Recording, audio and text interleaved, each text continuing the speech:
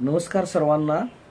MCC medical central council यांनी declare केलेलं आहे की थर्ड वीकला जुलैच्या सीट मॅट्रिक्स MBBS BDSची देणार आहेत। म्हणजे थर्ड वीकला ऑल इंडियाची MBBS BDSची प्रक्रिया राबवण्याची शक्यता आहे।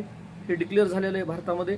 त्याचबरोबर जे NMC आहेत त्यांनी 113 भारतातील मेडिकल कॉलेजचे इन्स्पेक्शन केलेले आहे आणि त्यांच्या ईमेलवर त्यांना वैयक्तिक क्युरीबद्दल इन्फॉर्मेशन दिलेले आहेत, क्युरी पूर्तता करण्याबद्दल।